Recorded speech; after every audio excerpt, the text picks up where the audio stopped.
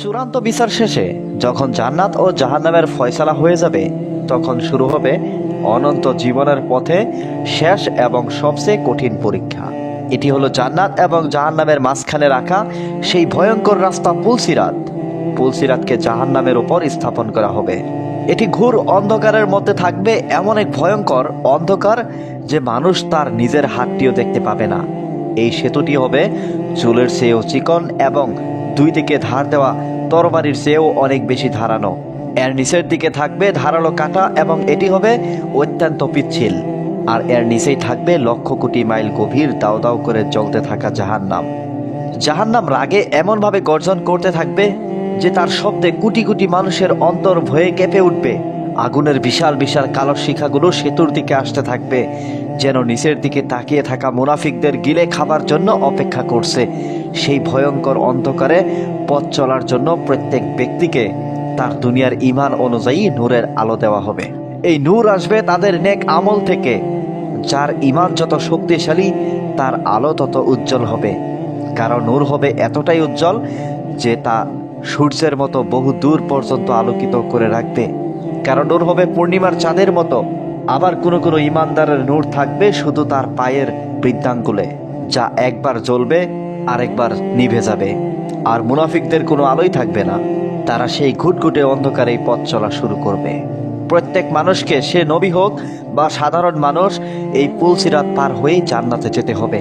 আমাদের প্রিয় নবী হযরত মুহাম্মদ সাল্লাল্লাহু আলাইহি ওয়াসাল্লাম সেদিন পুলসিরাতের ওপারে দাঁড়িয়ে তার উম্মতের জন্য দোয়া করতে থাকবেন।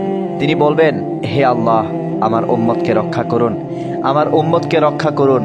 যখন নেককার বান্দারা পুলসিরাতের কাছে আসবেন, তখন তাদের ঈমানের আলোয় সেই ভয়ঙ্কর রাস্তাও আলোকিত হয়ে যাবে। তারা তাদের আমল অনুযায়ী ভিন্ন ভিন্ন গতিতে পার হতে থাকবেন। প্রথম দল, তারা চোখের পলকে পার হয়ে যাবেন। তারা সেতুতে পা রাখার সাথে সাথেই নিজেদেরকে জান্নাতের দরজায় দেখতে পাবেন। দ্বিতীয় দল, তারা বিজলির গতিতে পার হবেন। একটি বিদ্যুৎ চমক যেমন এক মুহূর্তের মধ্যে মিলিয়ে যায়, তারাও ঠিক সেভাবেই পার হয়ে যাবেন। আর তৃতীয় দল, তারা বাতাসের গতিতে উড়ে যাবেন। কোনো রকম কষ্ট ছাড়াই তারা জান্নাতের দিকে এগিয়ে যাবেন। চতুর্থ দল, তারা দ্রুতগামী ঘোড়ার মতো দৌড়ে পার হবেন, তাদের গতি হবে ঝড়ের মতো। পঞ্চম দল, তারা সাধারণ দৌড়ের গতিতে পার হবেন। তাদের মনে ভয় থাকবে, কিন্তু আল্লাহর উপর ভরসা রেখে তারা দৌড়াতে থাকবেন। ষষ্ঠ দল, তারা হেঁটে হেঁটে পার হবে। তাদের পা কাঁপতে থাকবে। নিচের দিকে জাহান্নামের গর্জন শুনে তাদের অন্তর শুকিয়ে যাবে, কিন্তু তারা আল্লাহর নাম নিতে নিতে সাবধানে পা ফেলে এগিয়ে যাবে। সপ্তম দল, তারা ভয়ে ভয়ে হামাগুড়ি দিয়ে পার হবে। তাদের ঈমানের আলো থাকবে খুব কম, যা মিট মিট করে জ্বলতে থাকবে। সেই ধারালো সেতুতে তাদের হাত পা কেটে যাবে, শরীর ক্ষতবিক্ষত হয়ে যাবে। জাহান্নামের হুকগুলো তাদের কাপড়ে আঁচড় কাটবে, কিন্তু তারা আল্লাহর রহমতের শেষ পর্যন্ত পার হয়ে যাবে। কিন্তু পাপীরা, মুনাফিকরা যখন সেই অন্ধকারের পিচ্ছিল সেতুতে পা রাখবে, তখন তাদের পা থরথর করে কাঁপতে শুরু করবে।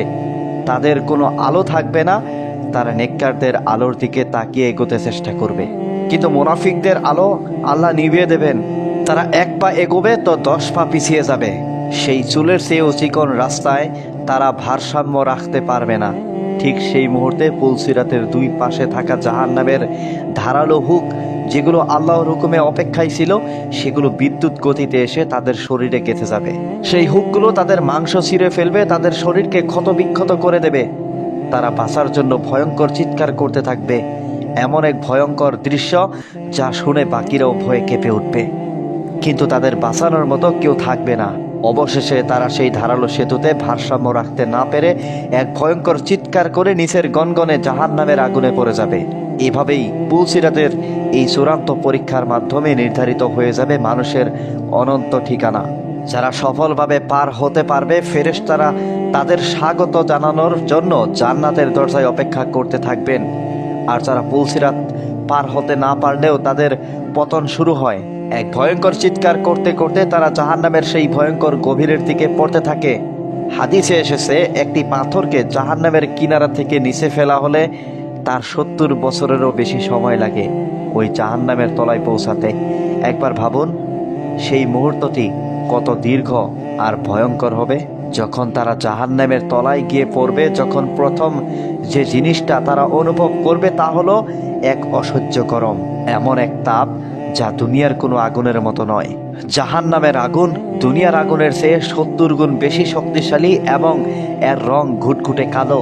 তারা শুনতে পাবে লক্ষ কোটি মানুষের কান্নার আওয়াজ, চিৎকার আর আর্তনাদের শব্দ, আর তাদের নাকে আসবে পচা গলা লাশের মতো এক জঘন্য দুর্গন্ধ। ঠিক সেই মুহূর্তে তাদের স্বাগত জানানোর জন্য এগিয়ে আসবে জাহান্নামের জাবানিয়া ফেরেশতারা। তাদের দেখতে হবে অত্যন্ত ভয়ঙ্কর। তাদের চোখে কোনো দয়াময়া থাকবে না। তারা কোনো কথা না বলেই বিশাল বিশাল আগুনের শিকল দিয়ে সেই পাপী বান্দাদের হাত পা বেঁধে মুখের উপর দিয়ে টেনে হিঁচড়ে নিয়ে যাবে জাহান্নামের নির্দিষ্ট স্তরের দিকে। সেখানে শুরু হবে তাদের অনন্ত শাস্তির জীবন। তাদেরকে পান করার জন্য দেওয়া হবে টকপক করে ফুটতে থাকা গরম পানি, যাকে বলা হয় হামিম। তৃষ্ণারত অবস্থায় যখন তারা সেই পানি পান করবে, তখন তাদের ঠোঁট ঝলসে যাবে এবং পানি পেটে পৌঁছানোর সাথে সাথে ভেতরের নাড়ি ভুঁড়ি গলে পায়ের নিচ দিয়ে বেরিয়ে আসবে। আবার দেওয়া হবে জাহান্নামীদের রক্ত ও পুজ মিশ্রিত দুর্গন্ধময় পানি ও গাছশাসা। আর খাবারের জন্য সেখানে থাকবে জাক্কুন নামক এক কাঁটুযুক্ত গাছ, যা জাহান্নামের একেবারে নিচ থেকে উৎপন্ন হয়েছে। এর ফল দেখতে শয়তানের মাথার মতো।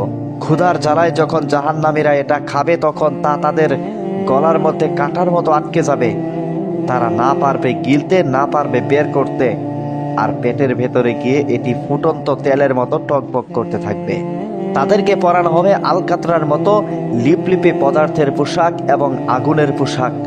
তাদের মাথার উপর অনবরত ঢালা হতে থাকবে ফুটন্ত পানি।